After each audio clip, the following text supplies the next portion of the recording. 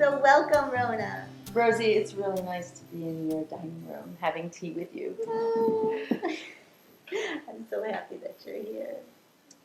So, Rona, as you know, I work with moms who are like completely stressed out and overwhelmed and they've lost themselves totally.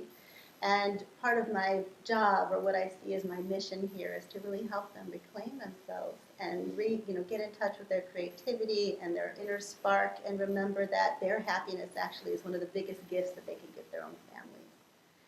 And I just see you as such an incredible model, as a blossoming mom. I really do. Well, Rosie, Yeah. as you say this, though, I Yes. just want to say I wish you had been around when I first had kids to be that person to help me understand some of that. Really? Yeah. Yeah. We really need people like you, and I know I do that work also. Yes. When you think about how stressed parents are, and you even say something about reclaiming your creativity, Mm-hmm. finding space for yourself. That's what you're doing? Helping people with that? Yes. Go, Rosie. Well, I'd love to start there, just in terms of you, because you are such a creative woman, and you have done so many wonderful things with your life, and we could spend hours just telling people about all of your accomplishments and all the ways in which you serve the community, all around here, the local community and the national community, with all that you do with parenting, education, and all the ways that you love kids. Mm. But what I want to know is how you are blossoming right now. Like, what's going on for you? Like, where are the places where you're feeling like you're on your own personal growth edge? Such an interesting question because it's so related to history. It's sort of like here I am in present time, and I have, 63 years of getting here, and I have a vision for the next 20. Mm-hmm. Sort of. At least. I have little pieces of the vision, for the next 20. And so when I think of my blossoming now, I think of it so much in relationship to everything that's come before. And I also realized when I was thinking, what does it mean to blossom? And I almost get embarrassed by the word. I don't know why. There's something about like, oh, I'm out there as a big, beautiful blossom, when in fact sometimes I feel like I'm contracted. And I realize that's normal, that we go through phases of opening up and shutting down, and opening up and shutting down. And I realized about 2 years ago I left being the executive director of Interactive Parenting Media. And I've been doing Childhood Matters radio show for 9 years now. And it was like next to having children, it was the biggest accomplishment in my life to find my passion and to bring it to thousands of people every week on the radio.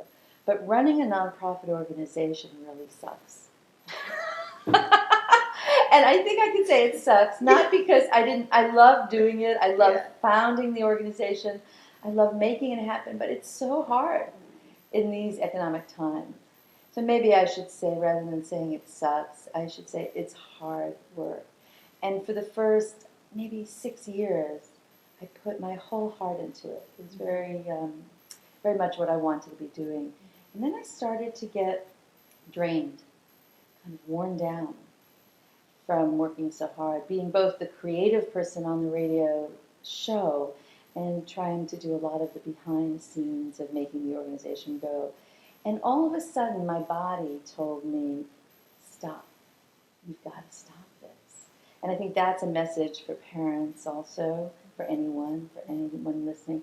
Our bodies tell us when we're doing too much. And sometimes it comes out in the form of an illness.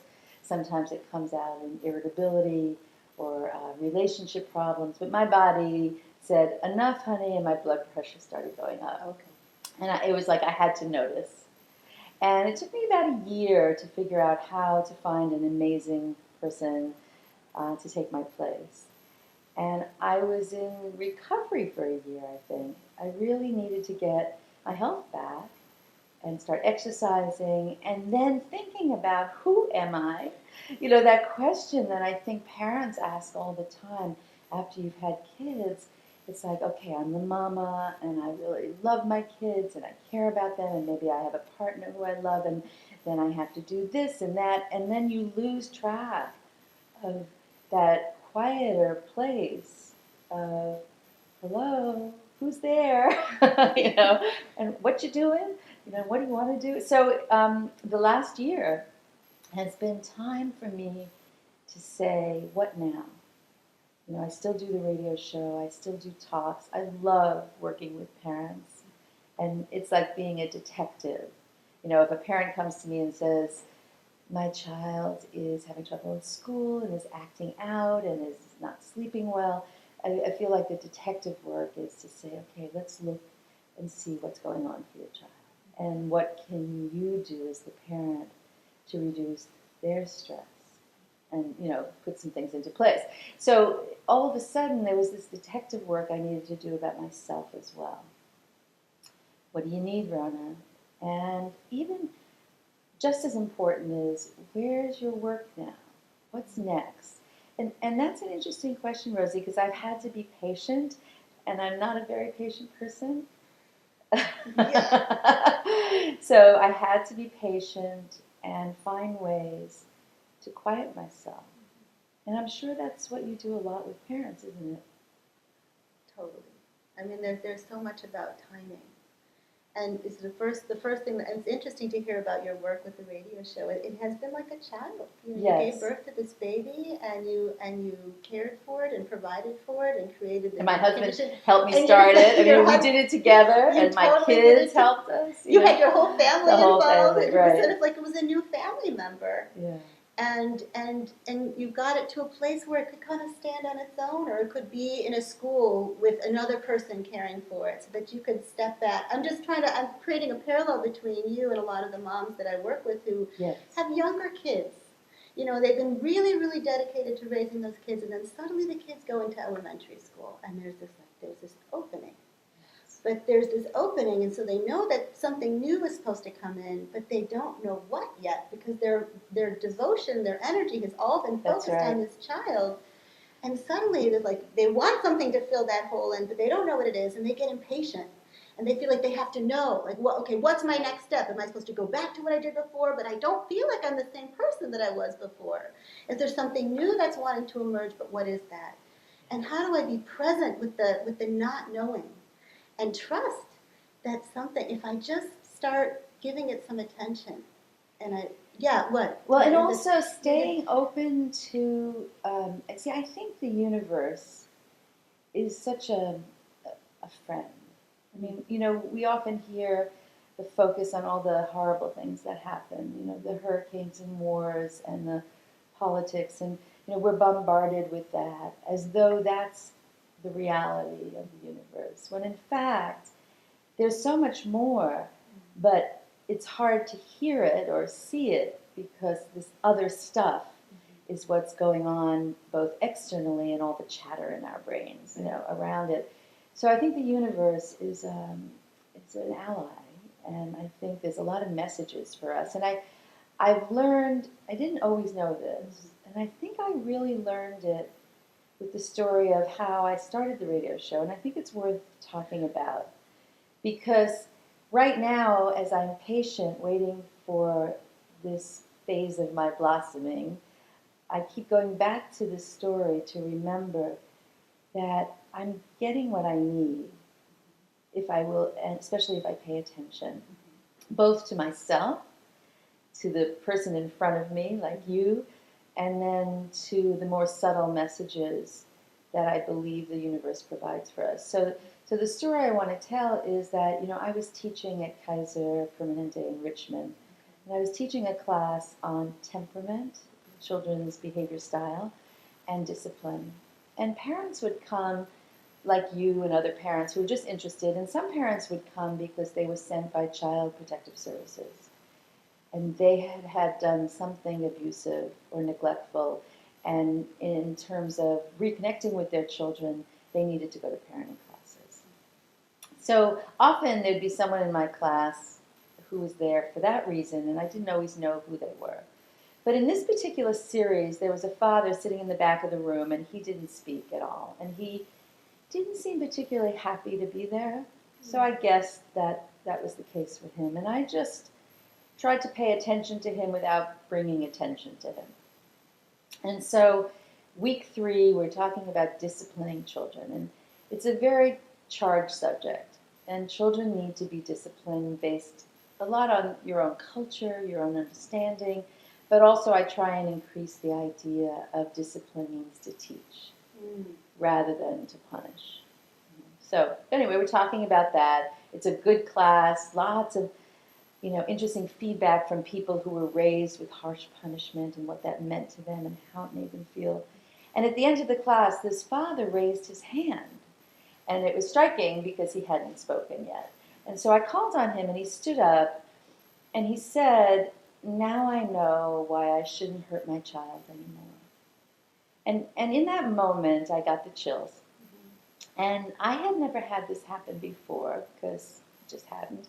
But a little angel tapped me on the shoulder and I could still hear the words. It was like, oh, okay, someone's talking to me. And it was, you have to find a way for people to hear this man. Because he spoke authentically about how he felt and what he thought. And I was moved by him. And the whole class was moved by him to be able to speak his truth. And so I went home to my husband, Mick, and I said, honey, something weird happened, and I don't know what to do. But I got some message from a little angel, and what do you think? And I don't know, and we just kind of let it be. And I let it sit.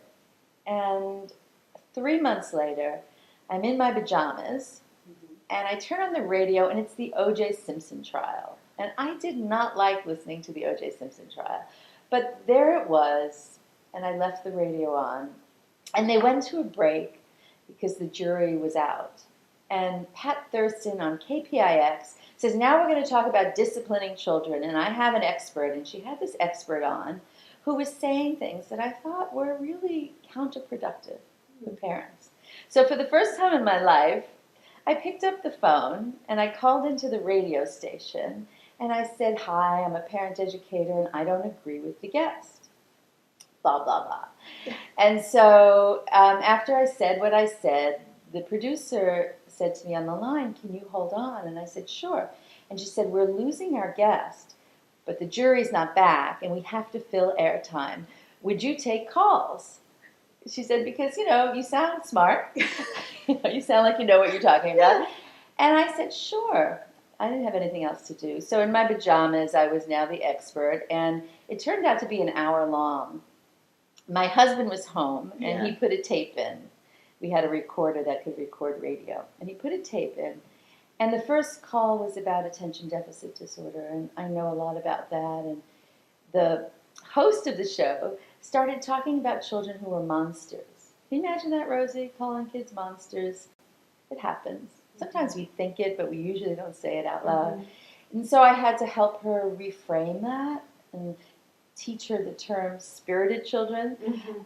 Anyway, it was a wonderful experience. I listened to the tape, and my answer came. I said, that's what I'm supposed to do. I'm supposed to be on radio, reaching thousands of parents, and letting fathers like that father who stood up in my class speak his truth. And so I thought, cool, I'll do that, I'll do that. And I sent out my tape to all the radio stations, but no one responded. Because you can't always just do what you want to do. So it took 10 years. From that moment of realization that this was your purpose. Yes. For it to actually realize it. That's right. Wow. It took 10 years. And the reason I like to tell this story is because I now see in those 10 years, I had more to learn. Before I could really be out there in a way that felt really good.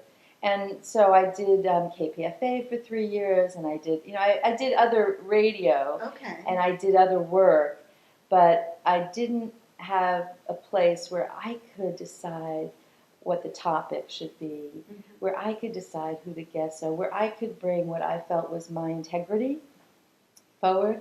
And I was really afraid. I was like, I'm a nurse. I've been a nurse for 45 years now. I don't think I want to do this radio stuff. And I took a walk with my son, who's a therapist, my oldest son. And we sat in a cemetery under an angel, actually, by accident. You know, we just wound up sitting there.